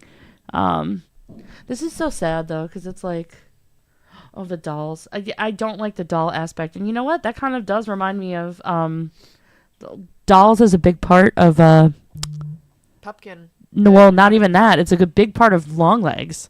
Oh, is it? There's a doll aspect. I won't say anything else because I don't We want to have spoil. to watch that. I love dolls. Yeah, I don't. Yeah, the thing is really weird. The picture. No spoilers. I won't spoil. Yeah, the picture on the wall is really weird, but the fucking baby with the ice the cream. boy with the spilled ice cream. It's like, well, in the book too, they don't tell you what they are, but she goes to a gallery and all the pictures on the walls are like, they say they're crude images. So it's like, it made me think of like this. I read this like short story horror thing, and it was like a scary viewfinder. And it was like, it looks like, oh, look my viewfinder from like the 90s, like the little thing where you go, and it was like all fucked up stuff, like of like kids getting pushed off of like cliffs and stuff. And In so, this? no, it was in a scary horror story. But she goes to a there's a part where they have things on the walls, and all they say is that they're scary, crude images. And so I'm like, oh my god, like they don't. It's almost scarier if he doesn't tell you what the fuck it is. Because then you have to imagine. Yeah, you can only just imagine the worst part. Yeah, the scary. See, now the hole doesn't seem very whimsical and fun. Now it just looks like a scary, like, alien butthole. And I don't like that. Never crawl into the scary alien butthole. That's really the moral of the story. Yeah. Is just please don't go into the scary alien butthole. Please. I beg of you. Yeah, we learned so many things on this podcast. We learned about Babyland General Hospital, and we learned about the scary alien buttholes. And the cats just know shit. Like, if a cat cats be knowing. Listen, if I woke up one day and my cats could speak, I would hang on to their every word. Yeah, I feel like they just know shit. Yeah, they absolutely do. I don't know what Donner would say if he could speak. Probably not anything very intelligent. See, he's really smart sometimes, but then other times just so dumb. And I'm like, oh, he's my little himbo. We love it. Oh yeah, see now she's like full bug. Yeah. I want to see somebody cosplay her with stilts. With the that would be so sick. Did you see the Huggy Wuggy? My friends all have pictures of them, like they were sitting on the floor and like he was just behind them. They're like, I was like, oh my god, that guy is scary. Oh look, here's Husk Dad, but like not Husk Dad. It's not. He's just fat. Yeah. He's like melting because she doesn't have to keep making him appealing either. And she eats bugs or is a bug. She is a bug. She's a spider witch, right? She's like something. Yeah, it says that she has spider powers. We talked about that too, and she can eat bugs, and yeah, she doesn't look like mommy anymore. And they do describe her hair in this as like looks wet, like and stringy, and I was like, they definitely got that in the movie, like for sure, like. That's why I think this is a very good, like, although there are some things that are different, I really do think it's a very, like, faithful adaptation, like, for the most part. And for the differences, it's still very good. Like, they aren't differences that make it worse. Like, on its own, like, you can watch this movie I and understand enjoy it why. without having read it, and, yeah, it's very, very good. I'm looking at my cool. Oh, I love this part, and this is in the book and in the movie. And she's like, the only way I can defeat the other mother is by giving her a taste of her own medicine. Let's play a game. Oh yeah, because the cat is the one that tells her that she likes games. Yeah. Yeah, and this is when she goes on her little questy quest. Yeah. I just can't even with the ghost children. I really think that's like the worst. Like that's maybe one of the scariest parts for me. Oh, here we go. So she talks about the challenge, it talks about the challenge in here, and it says, do you think this challenge is wise? Why or why not? Do you think that it's wise that she challenges? I mean, is that what you would do in this situation? Clearly it worked out. Yeah. Look, they have the buttons just there ominously. Yeah, like breakfast for dinner, so fun and whimsical, not so much now. It's like, I just want to get the fuck out of here. Fuck breakfast for dinner. Yeah. I do like breakfast for dinner, though. Unfortunately, it's not for me. It slaps sometimes. It really does. Yeah, I don't know. I feel like I'm kind of a little bitch, and like I don't know if I would like challenge her. I don't know if that would be something I would immediately think of. I don't think it would cross my mind either. If the cat told me to, I'd probably do it. I would probably. I feel like I would just resolve to brute force. I feel like that would be the only thing I would try. I don't think. I mean, it's hard to say because clearly, this happened to a buddy of mine once. Like, obviously, none of us are ever going to be in this situation, so you don't know how you would. Do you ever just like make friends with someone and then they're like, now you have to sew buttons on your eyes? Right? Yeah, I hate when that happens. Yeah, it's like the worst kind of sorority when they just make you sew buttons in your eyes. Talk about hazing. I don't know. I can't say what I would do in this situation. I really cannot. And I hope to God I never find myself in this situation. I don't know. Like, I'm trying to think of, like, a situation. It's like when I was going to equate it to, like, something that you've been through. Like, it's like when you had to be brave, like, you knew you were scared, but you did it anyway or something like that. Like I can't really think of. I was trying to like think of a situation where I was like Coraline in that regard, but all I could think of was Frozen. Do the next right thing. This is all I could think AJ's of. trying to traumatize me. That's all I could think of was like, and I was like, wow, so impactful because you do the right thing anyway. How do you define bravery, Chloe? That's a good question. Doing something even though it scares you is like quite literally how I define bravery. As unfortunately I am a millennial, and unfortunately I do identify as a Gryffindor, so I do think bravery is not necessarily not being scared, but it's doing something even if it scares you. Yeah. I don't know. Lives matter. Things that scare me also are just like there's a part where she thinks she fails and she's like, I'm a failure and whatever, and like the cat basically has to like give her a pep talk and be like, nah bro, you didn't fail, like there's still time, you got this. Yeah.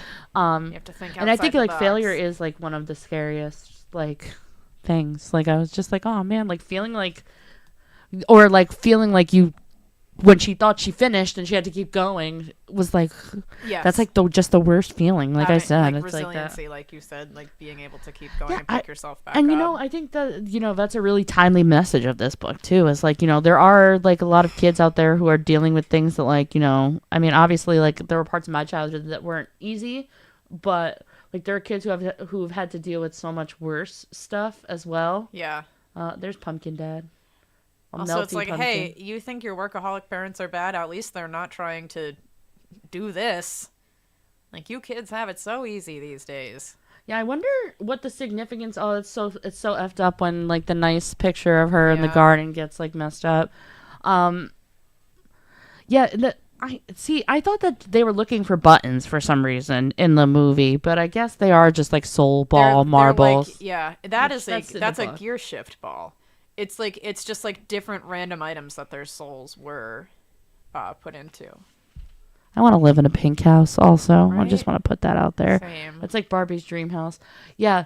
So this part of the book, I agree that they could not have put this into the movie at all whatsoever, because like I said, she just becomes like a two. It's like isn't it they go and there's like a cocoon and she tries to like It's on the wall. Yeah. And she sees like the glowing like the thing. The thing is Like she's got like her little flashlight and it's all dark, and first of all, a theater that's dark like this is fucking scary. Scary every time. I'm sorry. I used to work in an off-Broadway theater, and like I wasn't like a stagehand or anything. I was just an usher, but like sometimes like when it was dark, I was like, oh my god, it's like, fucking scary. Like, yeah, and there's these bat things over there. They're the dogs. They're the dogs, yeah. But they described them as weird and fleshy in the book, so it's like these weird like goblin dog things. I don't like anything described as fleshy. Yeah. like the dad blob too. It's like the word moist. Yeah, look, so it's the things in the cocoons, but they make it like a toffee monster in this, which is like cuter and more whimsical, more palatable than whatever the fuck Neil Gaiman is talking about in the book. I'm just like, are you okay, man? Like, yeah. Well, his goal was to scare the shit out of his kid, and I mean, like, clearly. Oh, okay. Here I actually turned right to the page. They described them as hairless and jellyfish-like. Ooh. She thought they might have once had faces, even once have been dogs, but no dogs had wings like bats or could hang like spiders, like bats, upside down. So scary. Don't like it. Yeah, anything that flies too. Like I just have this thing with birds. I got attacked by pigeons one time. Good story. So. I grew up in Brooklyn. Yeah, they look like fun little Monster High, la loopsy bitches. Yeah, in this. yeah, like they do, it's fun. But anyway, so I got attacked by pigeons in Coney Island when I was young.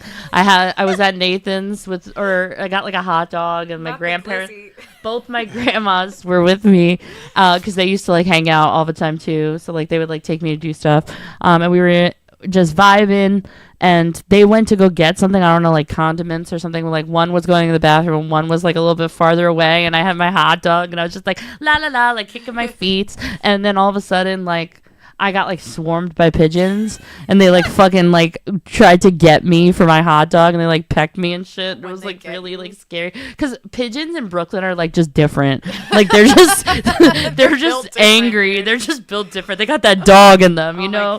They are fucking psychos. But yeah, I did just something about things that flap. Like if a bat, like I think about that scene in The Office too, like where she had the bat and the trapped in the bag, and I'm just like, that's my worst nightmare. Something flapping look at me like that. So like in this scene of Coraline, I would not do well. I'm just gonna say. AJ's gonna fold to the bats every time. Well, when I was little, my grandma always tells a story that now, like even before I got attacked by the pigeons, if I was walking with her and there was pigeons, if there was pigeons on one side of the street, I would tell her no, and I would drag her hand to like cross the street to get away from the pigeons. That's a smart child. Yeah, I was like, no. I knew that they had that dog, and then I knew that it was not going to be good for me. But yeah, we don't like pigeons. But Coney Island is awesome. So if you ever have the opportunity to go to Coney Island, please do go get a hot dog at Nathan's, or just watch out for the yeah, just watch out for them pigeons because they will fuck you up. Yeah, I don't like this whole like Scary. This is pretty much just from the book. Is like the rats are inside of his clothes. Isn't this just a fun, wholesome children's movie, Chris? Yeah. Don't you love this? We love it. Yeah. It's so good. The rats, yeah, and now they're not cute and fun anymore, and there's just now like they're scary. What's that thing that they talk about? There's an American Horror Story season where the lady has it. It's the Sarah Paulson character. She's afraid of holes. Oh, that's from the cult season. I didn't it's the watch one with that one, but it's bad. Trypophobia. Yeah. Trichophobia. Yeah, I don't know something. I know what you're talking about. But it's like and that would have just triggered anybody who had that because there was like all the cheese wheels with all the holes. Yeah, and I remember the opening of American Horror Story too with like all the holes and the stuff because they're like, just like a fucked up baby crawling across, and then a worm and like images, blood and just bees. That season I watched the first episode and I was like, it was too like real. Oh my god, the moon's becoming a button. Yeah, it's as time goes on, the button shadow is. Yeah, and also like to use something as cute as a button, like literally cute as a button, yeah. And like to make it fucked up. Yeah, she's just crying. Me too, girl. That's what I would do in this situation. Just fucking. Did you see that? Yeah. Christ. I love Keith David Cat. Right? It's literally Husk. I'm a loser, baby. He's just gonna serve you some alcohol. He's like, Coraline, you've had some. He's like, Coraline, have a PBR. have a drink. And also, I'll read your tarot cards because I'm Dr. Facilier. The cards. Yeah, I think it's like her. Is this like now that everything's not in color anymore? Is just the mother is like getting pissed off, so she's just like, fuck you. You don't get nice things anymore, Coraline. And also, like I said, she doesn't have to try to upkeep the image. Like the whole image was created so that she can just lure her. This reminds me of the fucking SpongeBob, the Squidward scene where he's like alone. Oh my god. Future. Like, what are you gonna do in this situation, right? Like, what can you do? This is scary as fuck. Like, the only thing that's left is the house. Yeah. In the book too, I really liked there was a description too, and I should have marked it. I really should have annotated the shit out of this. There was a part where it's like towards the end, and she talks about like how everything's like shifting and changing, and it said instead of the house standing there, it seemed like the house was like bearing down on her. Yes. It was like perching to look at her. And that gave me Monster House vibes, and I love Monster House. That's a great fucking movie. Monster House at some point. Oh, I love Monster House. That's a good fucking movie. I think Chris, you've seen Monster House, right? I have not. Really? You would actually really like that movie. It was mad good. Movie. We watched it in school. I had like a weird crush on the main boy. He was a skater boy. No, now she's like full bug. Yeah, this is your part. Yeah. And she's like cracky doll also. Yep. And look, the walls are breathing. Like the Monster House. Yeah, just like the Monster House. Monster House is so good. If anyone in this chat has not seen Monster House, you need to watch Monster House. Like leave this stream and then immediately watch Monster House. It's really important. And then you have to tell me about watching really important. Monster House. Yeah. Yeah, is she like a praying mantis in this now? Because it's like I think she's just ambiguous spider. Bug, like insectile kind of. Well, the It Clown is also a bug at one point, right? I've only seen parts of that. I have not seen. In the book, he's like a spider and it's a like turtle. Another eldritch being that like yeah perpetuates through centuries and shit, right? Very Lovecraftian also as well. Oh look, tentacles! I like the part when it drops down into the web. It's coming. She's got the Dragon Balls now, so she's ready to. Yeah, one of them's an earring. One of them's like an actual bouncy ball, and the other one is like a gear shift handle. So it's just Yeah, I random like that they're random items. things like that. But that's like shit I would have loved to do as a child. Like, you know, again, I think that's also why I related to Coraline is like I was like definitely the kid that would like be off on our own, like making up some imaginary shit in the backyard, and I would be like finding cool rocks and being like, "This is a key to another place." Like, Yeah. like I would like finding shit in the dirt would be like appealing to me. Like going on adventures like that would be appealing to me. Like. Finding shit in the dirt. Yeah, I love finding some good shit. Don't you in the love dirt. when you find some I believe shit? that's called archaeology. Yeah, that's what they do. They New just career find shit. discovered for you is finding shit. I am no longer going to school for library. I'm going to school for dirt for dirt digging. Majoring in dirt.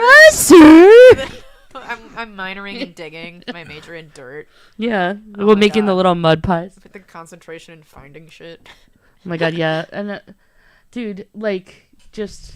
Oh, look at her chest. Is like she's got like It's just her, pointy chest. It's just bones. Yeah.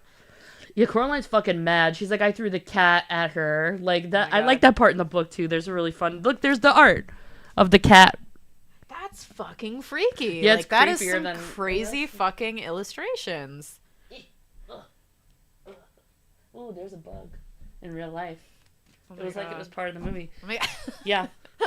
Oh yeah, and then she doesn't bleed. Like she bleeds. This part. Oh, yeah, this part. Yeah. Yeah. I want to see this when it's. You know, it's getting re-released in theaters. Yes. Next month. On my birthday, Oh I my think god, it you was. should go. I want to actually. see this again in the theaters. I think that would be dope. Oh yeah. I I'm w- pretty sure I went to go see it when it came I was gonna out, say, too. was it in 3D when it came out? I Yes, think I saw it in yes, 3D. yeah, that rings a bell for sure. Yeah, I just remember being like, wow, like the animation is just like top tier in this. Yeah. I love the soundtrack also. Oh I my wanna, God, I the wrote a music note. is so yeah. I wrote a note just about the soundtrack because I was just like, you know, it's so simple, but like also it's creepy for sure, but But it also has that quality of whimsy and yeah, cuteness and it's like, you know, like hauntingly beautiful is how I would describe it. It's soothing and unsettling at the same time was my thing. that's how I hope people view me. Soothing and unsettling. Yeah, this is before I realized that my first note when I saw the fairy circle was, "Are the other parents Fae?" Question mark. She was on to something. I was onto something clearly. Oh, now we're back in the alien butthole. Oh my God. No, not the Oh. alien butthole. No, don't do it, Coraline. Yeah, there's a lot of flashing lights in this too. Like, Yeah. Warning. And it's like closing in on her. Yeah, I don't like that either. Like, and when things close in on you, like that's like claustrophobia is a big. Yeah, She got away. she did. Dirty as shit, but she got away. The little ball. What is she wearing? Pajamas And and like a tactical vest. yeah, no, she was like, "All right, let's do this shit." And then her parents come home right now, and like they And see her. Do they have any consciousness of what happened? No, they Or don't. they're But just look, like- they're covered in snow, Yeah. and it's summer, because it's summer vacation. No, for- but it's President's Oh, no, Day. no, in the it's movie, President's remember? Day in But the movie. also still, like, why would you be? Yeah. She's like, "But you have the snow on you from the snow globe," and they're like it just goes away all of a sudden here. Man. What is going on here? There is Yeah. some fuckery They afoot. don't. The parents don't have any knowledge of being what was- under this. Look, watch. It's just like, okay, bye. Yeah, It doesn't even yeah. melt. It's just like bye. It's just gone. Yeah. It's just yeah. Well. And she's like, "Oh my god, I'm so glad you're here." But it's broken. Mm-hmm. And then the mom's like, the first thing she says is like, "Oh no, my favorite snow globe's broken." And Coraline's like, "Well, I didn't do it." Yeah. You should be glad that it is. Look, there's the little octopus, Yeah. my friend. What's up, girl? He's like, "Hey, girl." I wonder if that's also Keith David. Honestly, Hey, girl. it probably you like like is. octopi. Oh, look, she's got dinosaur bones in her room too. Maybe she likes to dig through dirt for I mean, things. she likes. She likes dirt. She likes to find shit in the dirt. She does, because she picks up the stick and then gets Yeah. poison ivy. It's thrilling. That's something I would have done too. My parents used to have a house in the Poconos, and like I used to like explore the shit out of that place. Oh yeah, look, she's like, "Oh yeah, I got my gloves." And the cat's like, "Hey, hey." Oh my god, she sees the hand go by her thing. I don't know if this happens in the movie, but in the book it does. And I was like, "Ew!" Like if I was sitting there and just yeah, Mr. Bobo. There he is. I just Mr. passed his Bobo. thing. if you knew his name was Mr. Bird, there's the hand. And that's also isn't that like a thing in like folklore? It's like the hand of like I forget what they call it. It's like it's literally just a hand, and it was like they used it for protection. It was like a person's hand because like your hand is sacred. I don't remember. I listened to a podcast about this. It was like I can't remember. I'll get back to everybody with that information at some point. But something like magician's hand, something like that. I don't know. If anyone in the chat knows what the fuck I'm talking about, let me know. But I don't. Yeah. Oh, look, we're in Starry Night all of a sudden with the. Okay, so in her dream in the book, she has a little picnic with the children to like.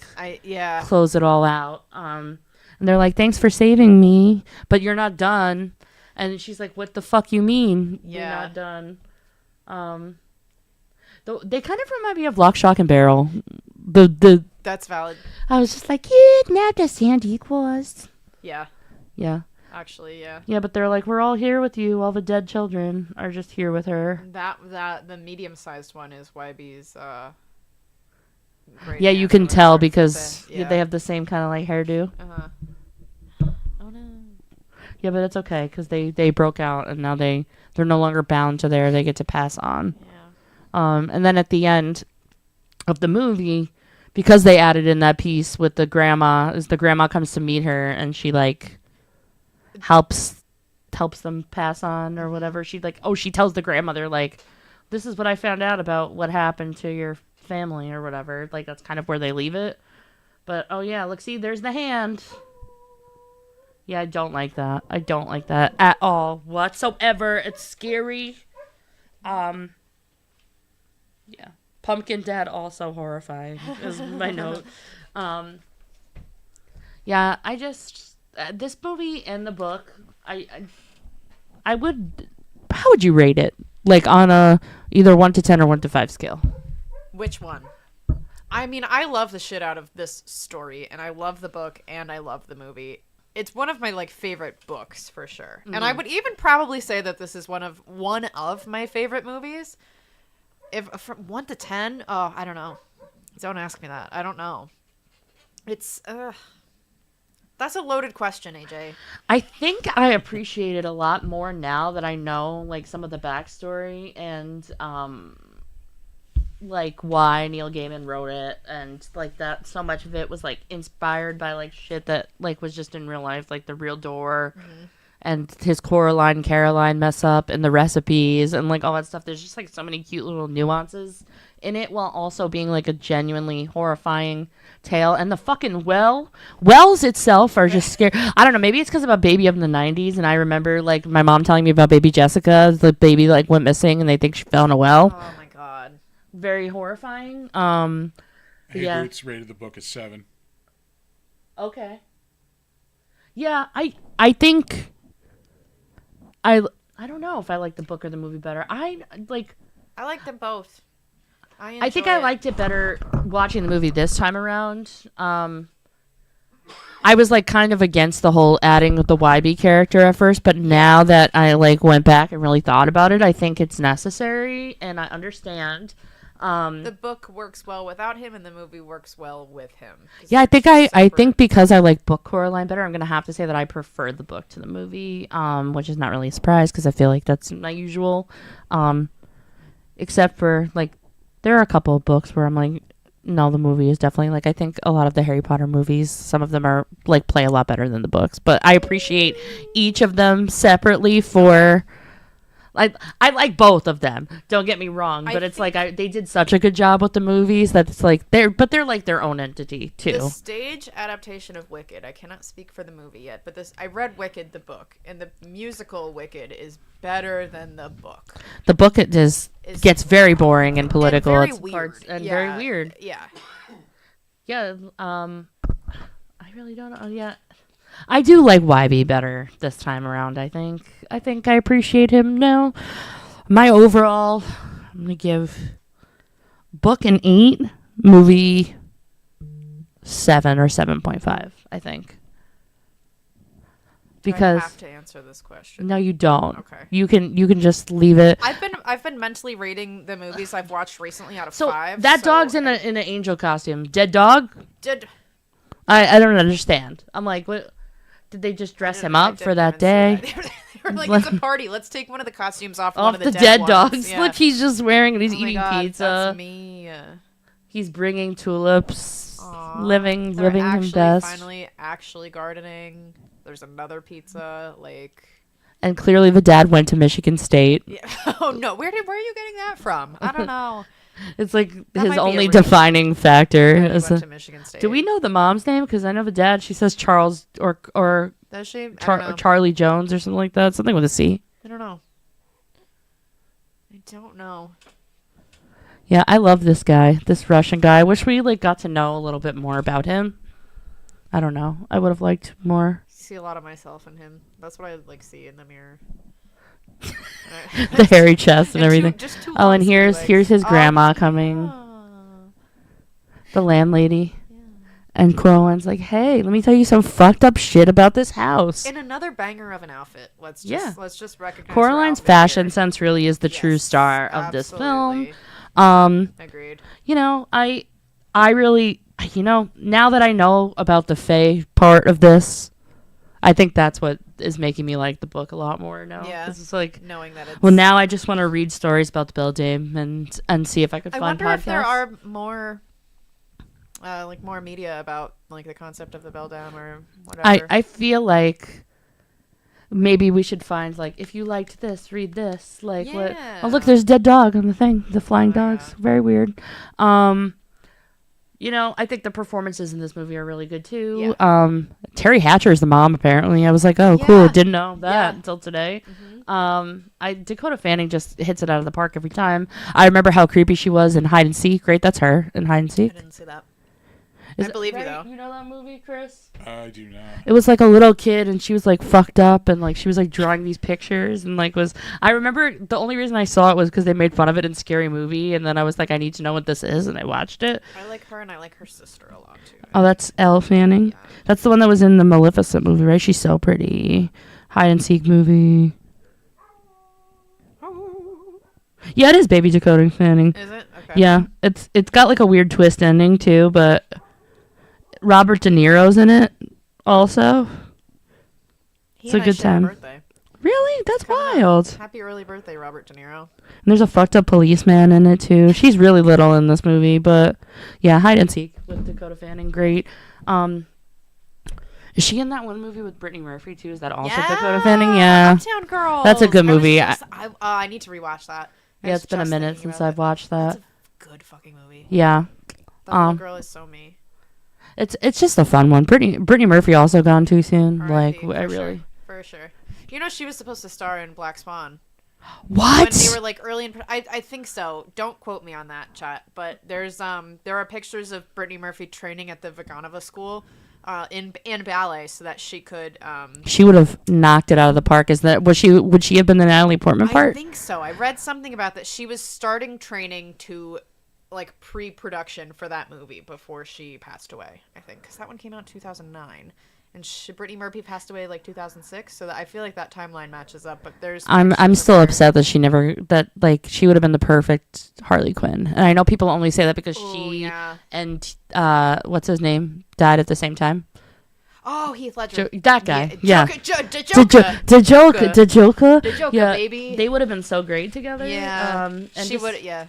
Clueless, just one of my favorite movies of all time. She's also, great in so. Girl Interrupted too. Oh, Girl Interrupted. That's a fucking book I want to movie. read too. I've read that one. I never have, and I always wanted to. Yeah, I really enjoyed getting to check this out again. Again, really quick read. I'm glad that I picked it for this because again, I was once I found out that she was an eldritch creature from Fae, I was like, man, Chris, you guys could have done this one, but again, it's not one Du Bois would have wanted. I was gonna say, let the girlies talk about. Let the girlies talk about Coraline. For sure. Well, now I kind of want to cosplay from this also. Mm-hmm. I'll just be the cat again. I'll just be Husk, just Husk in a different font. I love that. You have to do Husk. And then get up on the stage and sing, "Don't you disrespect me." Yeah. Yeah. That So part. all you need to know about this movie is that you will be scared, and there's titties, and What more do you need? nothing. Nothing else.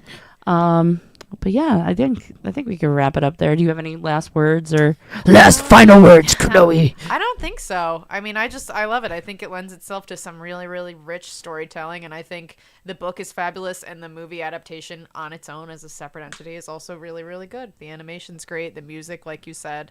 I can't wait to see it, and I'm gonna have to go see it in the theaters I'm almost positive that's happening on my birthday. I'll have to double check, but yes, I would love to do that too. Get a look the other The other fathers, they might be giants. That's crazy. You know they wrote a song about the egg, like in Albany. Yeah. That's what it's about. Huh? It's about the egg in Albany. Yeah, they like performed here and then they like wrote a song about it. I mean, it does look like a giant toilet bowl, so it's pretty cool. Yeah.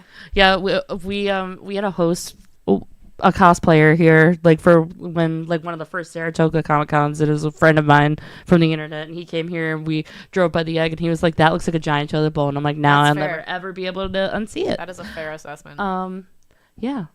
So I once again very glad we did this. Yeah, thank you so for much. having me. Yeah. Do you want to talk about more things you have coming up? We kind of talked about it already, like with Fandom Fest. Yeah, no, Fandom Fest. I'm just attending. I'm not working at New York Comic Con. I'm attending next. Oh, we got a good old cosplay for New York Comic Con. Oh, you're gonna love it. You're gonna love it. You guys see it. You're gonna. It's traumatizing. It'll be traumatizing, just like Coraline. Do we like hint drop at it, or do we just like keep it silent? Because I haven't posted much about it on my Instagram. I think we just keep it silent, Okay. and only the real girlies. Only the close and ones, then everyone will see it and be like, I don't know what the fuck this is anyway. Or they'll be like, what is actually wrong with you? Yeah, what is wrong with you people? I love those are the best kind of cosplays, honestly. Yeah. Yeah, I don't know what the fuck's happening now. There's like some weird mice floating. I don't think I've seen this before. No, me neither. I don't know. If I was high, I would be very upset right now. That's all I gotta say. It's Mr. Bobinski. Yeah. Crazy. I don't know. It kind of looked like a sperm. I didn't like it. But anyway, next time I believe it is Cabin in the Woods. Not Cabin in the Woods. A Cabin at the End of the World. I keep doing this. It's a Paul Tremblay book. I've wanted to read it forever and ever and ever and ever and ever. And our special guest is going to be Christine Harold, who's running Horror Reader Weekend, which we'll talk about that. Nice. It's being held actually right up here in Bear Mountain for the first time. Okay. It's a weekend of. Can you just? I don't want to look at my phone right now. Just send me the information. Yeah. It's like all inclusive, and you get to go up to a mountain with horror writers and shit like that. So, I'm trying to find I think that's my next summer camp. That sounds fun. Yeah, it's Knock at the Cabin is the film. It just came out in 2023. I believe Jonathan Groff is in it. Jonathan Christoph. Christoph. What is it called? Hold on. Knock at the Cabin? Knock at the Cabin? Yeah, it's like a gay parents, like two gay guys with the little girl, and they're like, we're at this cute little cabin, and then someone knocks at the door, and they're like, yeah, there's a knock at the cabin, and that's it. That's the whole fucking thing. Basically, I think they tell them like only one of you can live because the fabric of the universe depends on like two people dying today. Okay. So it's like a whole thing. Okay. All right. But yeah, so the book is Cabin at the End of the World that it's based off of. It looks very short. I'm excited about that. And then after that, we have Candyman. And we're reading The Forbidden by Clive Barker, which is like a short story that Candyman was based on. Okay. And then we're doing Scooby-Doo and the book Meddling Kids, which is loosely based off of Scooby-Doo. I haven't read it yet. It's been on my TBR list for 700 years. But yeah, that's what we got coming up. And also, if you didn't see my big news this week, guys, if you want to be in a book club with me, well, my goal in life is to have a book club, because you know that meme where it's like when you want to read books with people, but like you don't want them to suggest the books, you only want to suggest the books. It's like what I really want is a cult where everyone just does what I say. Yeah. It's kind of like that, except for I do let you guys vote on the books. It's on Patreon. I have a $1 tier up for a limited time for limited people only. You get to join a book club. You get to join a Discord. It's a community. We're going to be doing fun stuff for the full moons. There's giveaways. The stuff you won't want to miss out on. So definitely check that out. It's on my page right now. Links, Spooky in the Stacks on everything. But that's pretty much it, guys. We will see you for our next episode. Knock at the Cabin, when there's a knock at the cabin. you'll hear that. Oh, It'll nice. be great. Scary. It's so scary.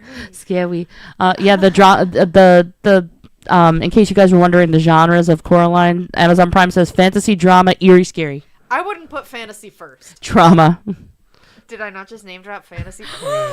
Oh my god, that's her Intentional company. name drop. No, I Oh definitely my would not God. categorize that as a fantasy film before anything else. No. I certainly would not. No, fantasy makes you think I like would- I would whimsy, put scary fun, for- dark Like, fantasy. it's definitely yes, dark fantasy, yes, but I wouldn't be like scrolling through the fantasy tag and be like, let's watch this. Yeah, you want to watch Never Ending Story or Coraline. Very different. or The films. Last Unicorn. And the last eagle flies. Oh my That's what God. you guys came for, is to hear me sing the We the did last. that. We did a couple times of the. Override. That's what you guys are gonna listen to when you are done. All right, guys. Yeah. Yay. Have a good night. Thanks for coming. Thank you.